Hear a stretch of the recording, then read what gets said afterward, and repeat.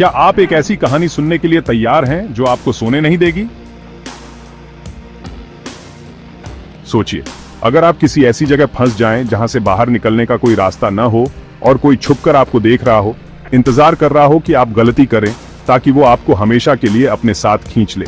आज मैं आपको एक ऐसी भूतिया हवेली की कहानी सुनाने जा रहा हूं जिसे लोग भूल भुलैया हवेली कहते हैं। वहां जाने वाला फिर कभी वापस नहीं आता, लेकिन अगर कोई लौट भी आए तो वो फिर कभी इंसानों की तरह नहीं जीता। एक रात जिसने सब कुछ बदल दिया।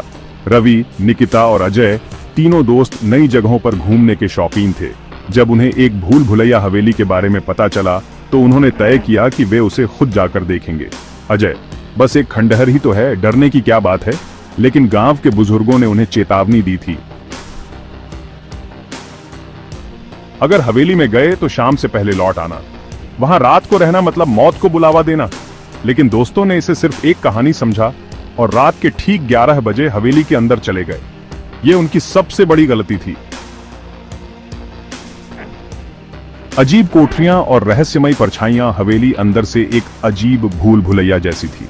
चारों तरफ एक जैसे दरवाजे, घुमावदार सीढ़ियां और दीवारों पर पुरानी पेंटिंग्स जिनमें खून से सने चेहरे बने थे। हवा में सड़ चुके मांस की बदबू थी। अचानक दरवाजा जोर से बंद हो गया। रावी, वियो, कौन है वहां? कोई जवाब नहीं आया, लेकिन उनकी टॉर्च की रोशनी में देखा कि दीवारों पर परछाइयां हिल रही थीं, लेकिन वहां कोई नहीं था। निकिता, वियो, यहां कुछ गड़बड़ है, हमें वापस चलना चाहिए। लेकिन तभी सामने रखी एक पुरानी घड़ी अचानक अपने आप बजने लगी। Dong Dong Dong. रात के 12 बज चुके थे और फिर हवेली में किसी के तेज तेज पैरों की आहट गूंजने लगी, जैसे कोई दौड़कर उनकी ओर आ रहा हो। डरावना खेल शुरू हो चुका था। अजय ने हिम्मत जुटाकर एक दरवाजा खोला। जैसे ही उसने अंदर कदम रखा, जमीन हिलने लगी और पूरा कमरा अंधेरे में गायब हो गया। निकिता और रवि ने देखा कि अजय अब वहां नहीं था। रावी, वियो, अजय, कहां हो तुम? लेकिन सिर्फ एक गूंजती हुई आवाज आई, अब तुम्हारी बारी है। मौत का रास्ता। रवि और निकिता बेतहाशा भागे, लेकिन हर दरवाजा उन्हें एक नए कमरे में ले जा रहा था।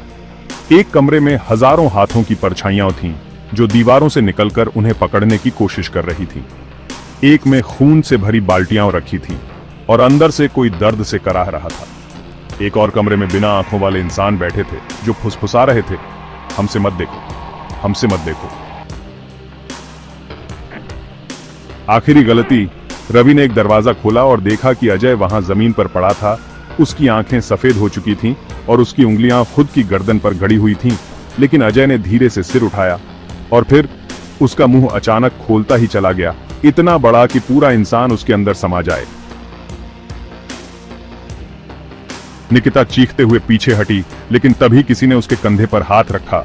रवि ने देखा, एक बिना चेहरे की परछाई उनके पीछे खड़ी थी। और फिर